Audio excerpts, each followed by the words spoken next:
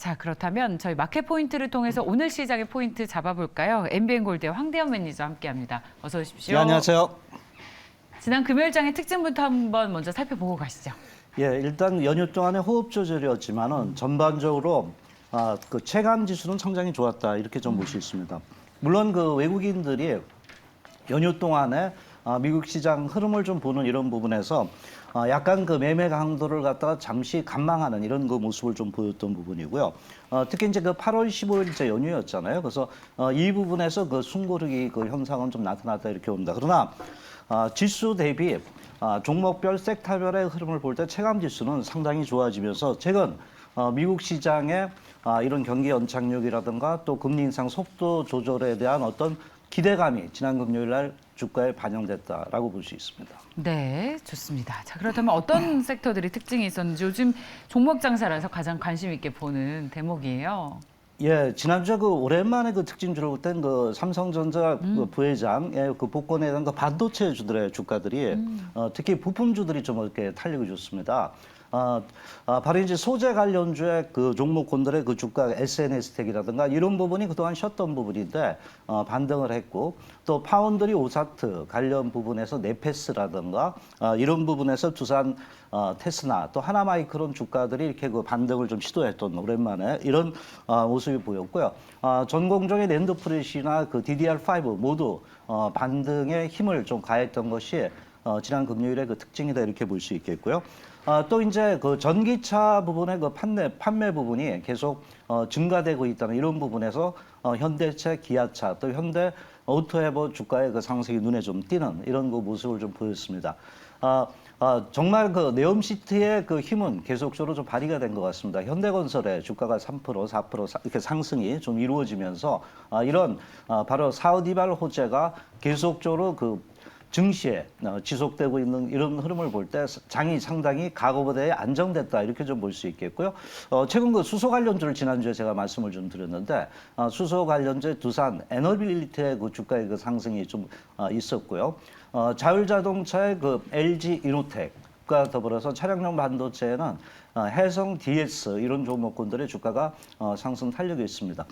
특히 로봇 관련주에서도 탄력이 레인보우 로보틱스가 아주 급등을 좀 했던 부분인데 다만 이제 게임주나 임플란트 관련주들은 약간의 그 호흡 조절을 보였는데 바로 지난주에 그 특징을 볼 때는 글로벌 시장의 그 긍정적 부분이 나타나면서 지수는 별로 좋지 않았던 좀 약간의 호흡 조절이었지만은 체감 지수는 굉장히 좋았던 이런 그 섹터별 종목별 흐름이었다라고 볼 수 있습니다. 네, 건설주는 제가 앞서서도 말씀드리고 있습니다만 원래는 지난주에 발표하기로 했었는데 집중호우에 대비하기 위해서 정부가 발표를 미뤘죠.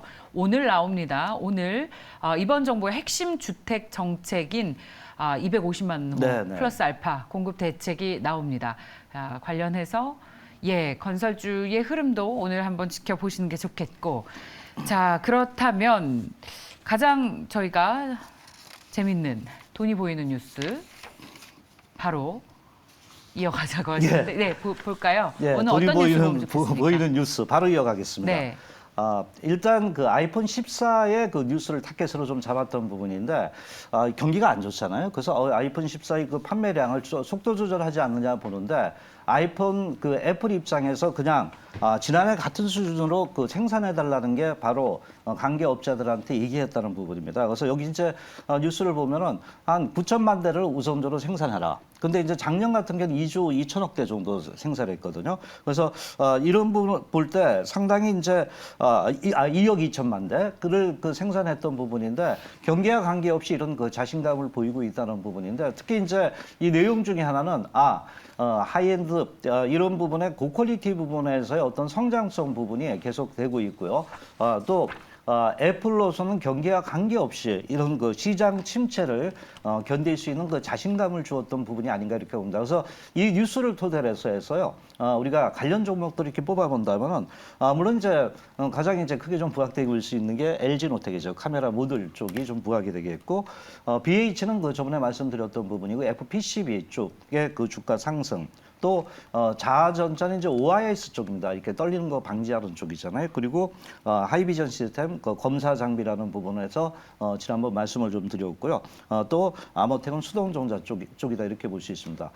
오늘은 이제 이 중에서 최근 이제 미국 시장도 좀 안정이 되고 있는 이런 부분이기 때문에 일단 한 종목을 좀 말씀을 좀 드린다면 바로 LG 이노텍을 말씀을 좀 드리도록 하겠습니다. 일단 스마트폰 시장의 그 성장성 부분이 계속 그 진행이 되고 있고요. 최근 이제 LG 이노텍의 하나의 큰 혜택은 뭐냐면 화소 부분의 증가인데 1,200만 하소에서 이제 4,800만 하소로 가게 되거든요. 그럼 이렇게 되면 바로 그 전체적으로 평균 단가가 상승을 하기 때문에 최근 그 수익성 부분에 대한 기대가 있겠고요.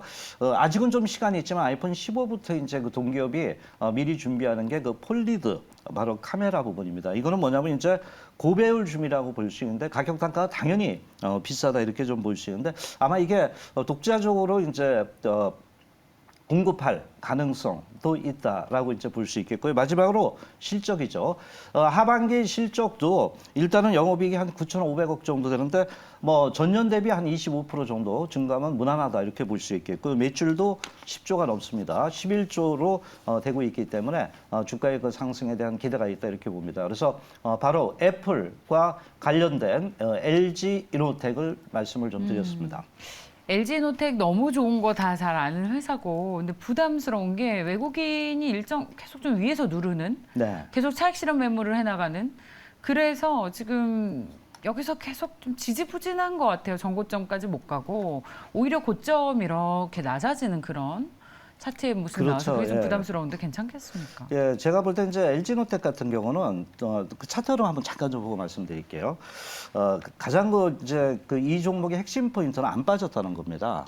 주가가 보면은 최근 이제 그 전반적으로 볼 때 금리 인상 그 얘기가 나오면서 1월 달부터 주가들이 다들 많이 빠졌습니다. 그래서 이 종목 같은 경우는 옆으로 행보를 했어요. 삼성전자는 지난 일봉상 그 1년치를 보면 저점을 깨고 뭐 이런 부분인데 경기 관련주도 옆으로 행보했다는 부분은 상당히 강하다. 그러니까 강한 종목이 아름답다 이렇게 볼 때 외국인들도 조만간 아마 매수로 전환될 가능성 높다 이렇게 보고 있습니다. 네, 자 다음 뉴스를 보겠습니다.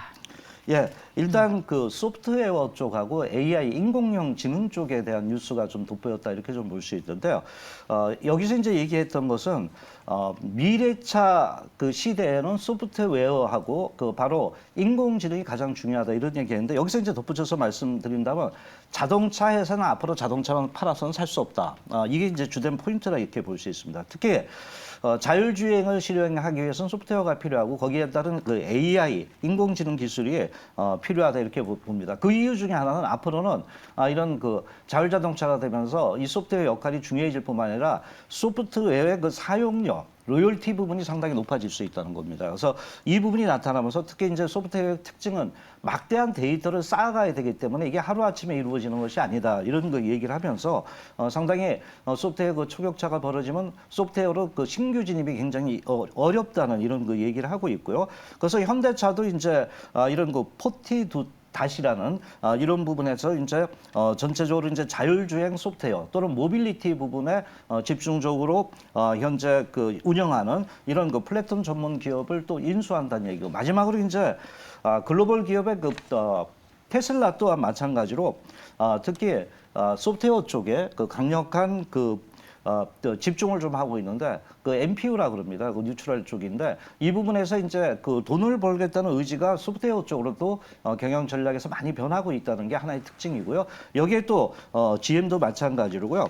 GM도 이제 최근에 들어오면서 이런 거 소프트웨어 부분에서 그 전체적으로 그 매출을 갖다가 증가하겠다는 비중이 높아지고 있습니다. 그래서 결론적으로 말씀드리면 이런 거 뉴스를 봤을 때 특히 최근 그 소프트웨어 부분에서 이제는 그 전체적으로 하드웨어에서 소프트웨어로 변화가 되고 있다는 것 이런 뉴스다 이렇게 볼 수 있는데요.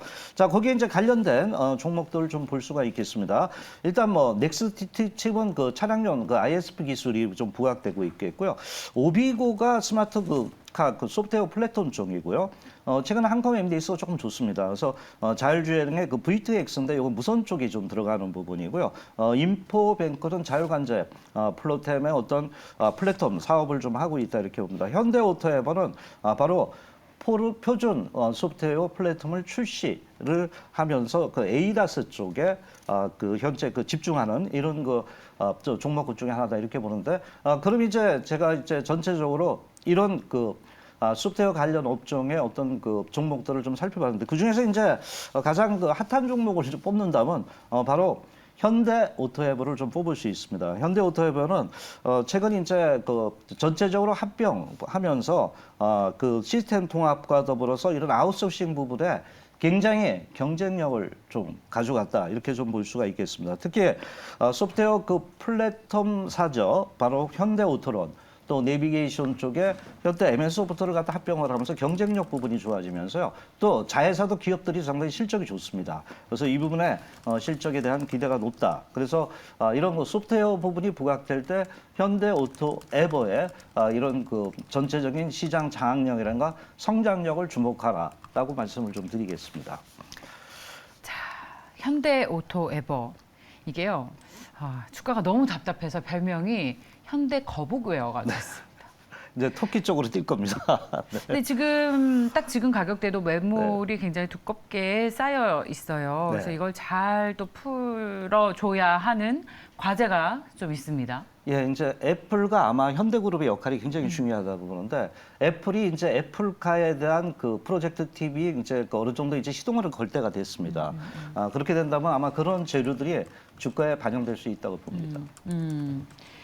자, 좋습니다. 자, 현대오토에버까지 살펴봤습니다. 돈이 보이는 뉴스까지 봤습니다. 엠뱅골드의 황대현 매니저였습니다. 고맙습니다. 예, 감사합니다.